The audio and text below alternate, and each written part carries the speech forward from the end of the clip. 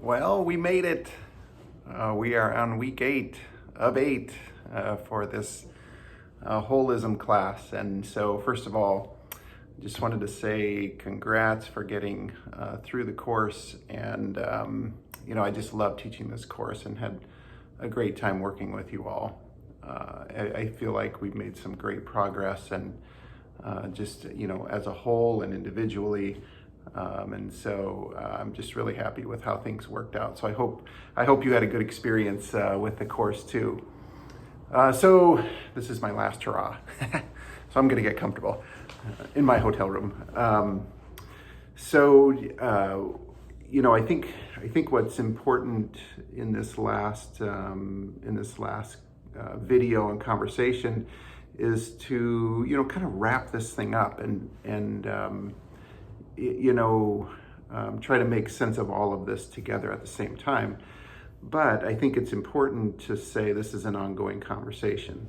This isn't something that hopefully ends here. There's very much an evolution to all of this notion of wholeness. It is something that we didn't talk about a great deal, but the wholeness of and holism is very much a co-creation and evolutionary process that has been going on since the beginning. And so this isn't the end. This is really just part of the whole, this journey that we're on right now. So I hope that you can think of it in that way. And as you continue forward on your journey, that some of these principles that we've talked about make sense. And that you can continue to, tie these pieces together. So, we talked at the beginning of the course, we started off with some challenging readings that I think most people are like, what did I get myself into? Can I transfer out of this course? And I'm glad you hung in there. So we started talking about how the notion of wholeness and the idea that everything really started from the same place and is very interconnected and interdependent, but with a lot of complex variables, which makes it hard for us to wrap our heads around. But that's how we continue to roll forward in an evolutionary type of way, that we started in a place and we're continuing to expand, continuing to develop in this process, but that everything that's in the process that existed before and everything that will in the future really are connected in a very close and intimate way. And it's hard for us to, I think of it in that way because, we get to, this is what my day is like, this is what I have to do, this is what my life is like, or, my situation, or, my particular circumstances in this time period. It stretches us to think about, something that happened 6 billion years ago is actually part of me and part of my evolution, and I'm part of that, and it's still going. Or that 6 billion years from now, that I'm part of that process. So the concepts are big in that way, and that's why I think it started off challenging to try to make sense of that. So where does that, why does that even matter when we're talking about leadership and well-being? And hopefully that's starting to make sense, because we, from there we transition into this ideas of balancing an inner and an outer. And I think and I hope that came back around when we talked about purpose and a couple weeks ago as well. But the interior work, the reflection and contemplation that we do and grow from, how does that guide what is ours to do? What is our purpose in that way? And that there is something for us as part of all of this wholeness, and there's something also for someone else as part of this wholeness that is theirs to do. So what is it for me, and how do I fit in with all of this? Because if there's one principle about holism that is true, is that everything belongs. even the things that we don't want to belong. You know, the good stuff is easy, that we want it to belong, but you know, the stuff that is challenging, the stuff that it causes suffering and pain, we don't want it to be there. But it is also part of the whole. It's part of the story. It's part of the evolution. And so everything belongs. And so how do I, you know, for me personally, fit into all of that idea of belonging and how it all fits together? And that takes a bit of work, you know, a bit of interior work and contemplation. And it's an ongoing thing that, you know, if you say you've got it figured out today, you probably don't have it figured out today. I mean, it may become more clear as you keep going, but I think the idea of, you know, understanding it from an intellectual side is, you know, is one thing, but being able to know and understand from other ways is also is a challenge. And so, you know, I think as we keep rolling forward and doing our, you know, reflection and contemplation and, you know, those types of exercises, things become clearer about what it means for, you know, me personally, and how do I fit into the whole, and what is mine to do. But that is also an evolution, and it changes. And I think we need to stick with that through time. You know, as to say, I've got the answers today.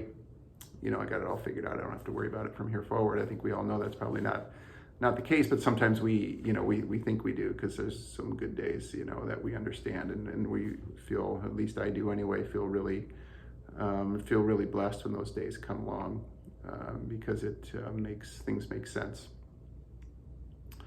And then there's days that don't make any sense at all. So it's, you know, it is how this thing rolls forward. So we then transitioned, as we kept going through, into the idea of dualism and non-dualism.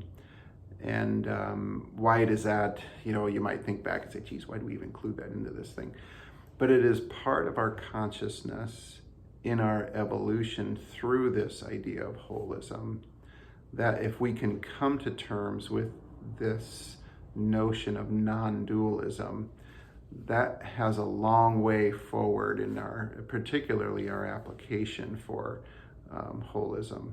And that if we are, you know, if we can see things throughout the binary goggles that we put on, that it has to be either this or this, and I always have to measure and compare and look at the differences. If we can get beyond that and start seeing things as part of the same whole picture, that changes how we view each other. It changes how we interact with each other. And I think that's one of the major points of this course, is particularly from a leadership side, you know, is to say, okay, this is making more sense for me. But there's, you know, these people that I work with too, that they're part of this picture too. And how does this fit in for them in our relationship together? So trying to move towards non-dualism is really important for a leadership principle, but I would say also very much for our sense of personal well-being, because I feel like it's even though it might be counter to think of it this way, but it's very liberating to know that I don't have to always be in this posture of comparing this and this, but rather in a posture of accepting what is. And that's a very liberating place to be, I feel like. So I think that has a lot to do with our personal well-being and the stress that we feel on a day-to-day basis and so forth. So then we kept moving. I got my little notes here, so I'm making sure I knew what we did. Towards the idea of true self versus separate self. And so these, you know, we keep adding these additional layers, or we did anyway, these additional layers of hopefully you understand by now that it's a greater sense of awareness, which you might call a greater sense of consciousness, you know, a greater knowing. And that's where the true self, you know, comes in. Also very much a process, and that it's a waxing and a waning. And some days I feel like I'm closer, and some days I feel like I'm really far away. And that's part of it. It's part of the process, and I think that continues. It continues as we go forward. But hopefully, as we continue to go forward, we take 2 steps forward and maybe just 1 step back. And then some days maybe 3 steps forward and then only 2 steps back. But that, in the whole, in the broader view, that we are continuing to move in that direction, even though we take some steps backwards. That's very much part of all of this too. So then we, transitioned into life purpose, and I felt like a really good conversation about what is it that's ours to do. For me personally, in how I fit into all this notion of holism, and through reflection and meditation and contemplation, and do I have a little greater sense of what I'm being called to do as part of my vocation. And so that ties into all this, of course, idea also of leadership, in that, if I have that, if I'm experiencing that, then other people are as well. And so I have something to contribute. I don't have to contribute everything. I don't have to solve all the world's problems, but I have a role to play in it, as does everyone else. And so we start seeing other people as not as othering other people, but as something very similar and sameness from ourselves.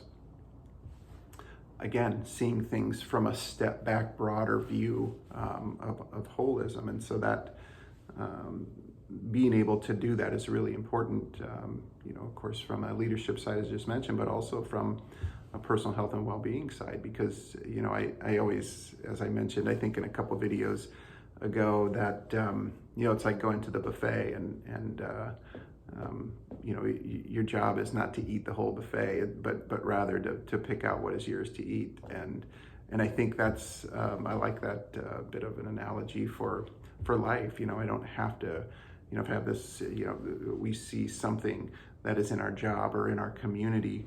What is my role in that? And it's part of a role, but to give yourself, this sense that I don't have to, it's not my responsibility to solve all of it, but it's our responsibility, as a community to work towards something better. And that's, I think, helps a lot for purpose. So hopefully that by this point then in the class, that you're starting to see anyway that everything is connected, and that everything has a place. And if you can sum up holism in a nutshell, I think that's probably a good way to say it there.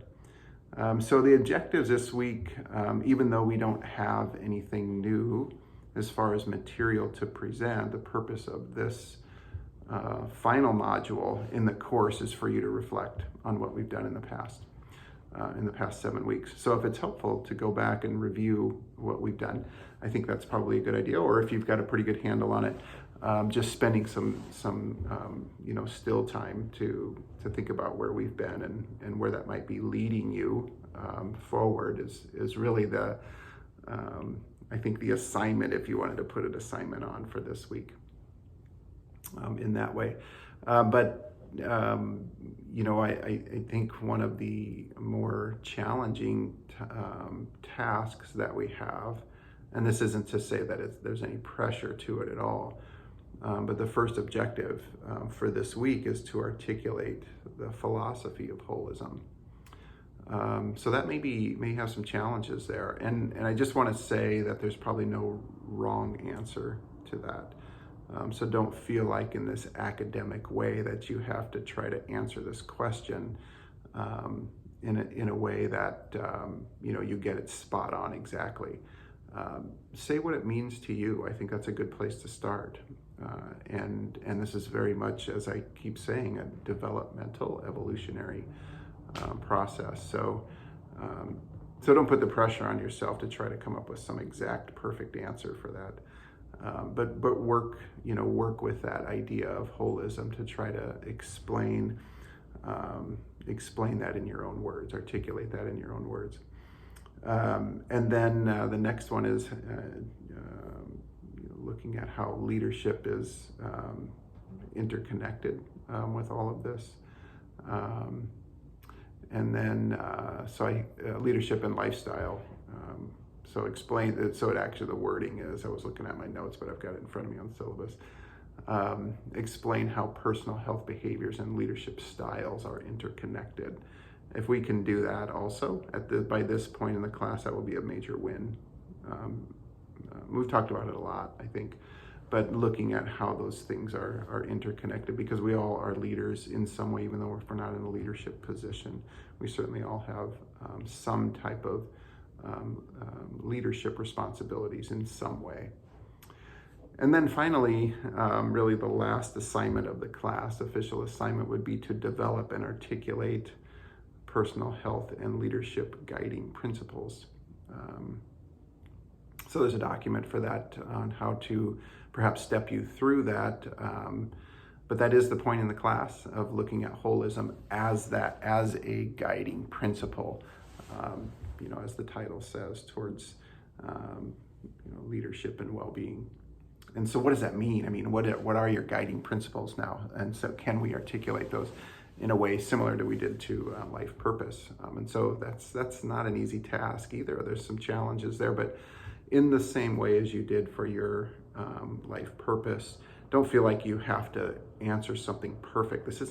Don't think of it as an academic exercise. Think about it as a personal reflection.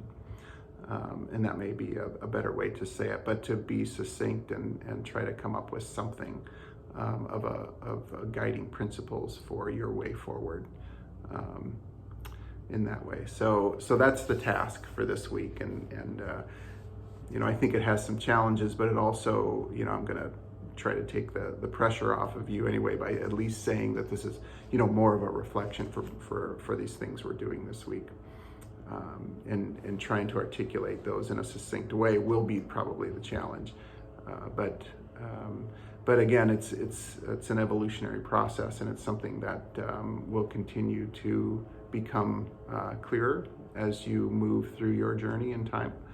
And I think it's worth coming back to these things and principles as we go through our days. So with that, I think that's the last hurrah from my end. And again, I want to thank you for all your really great effort and hard work in the class. I know this is always a challenge to take classes as an adult learner because of all the other things we have going on in our lives. But I feel like we had a good 8 weeks together, and I always take away things from classes that I teach, and particularly this class is always allows me to think and reflect and on what this all means for me again. So I really feel like I have I'm in a great position because I get to relive it every year in the first term of the spring. So with that, if you want to stay connected, I would love to also. So continue to send me messages if you have questions on this or whatever else as you continue on in your programs.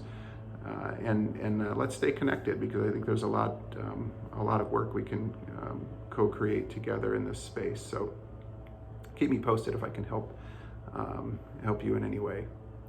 All right, well, have a good one. If you are moving into spring 2, good luck with that.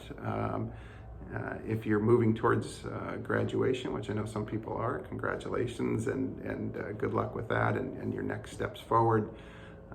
If we have each other in the next class or in a class coming up soon, I look forward to that also. So anyway, enjoy spring break and the time that you have with the free mind space without having a class. I think that's always a good thing for all of us. So take care, and we'll talk again soon.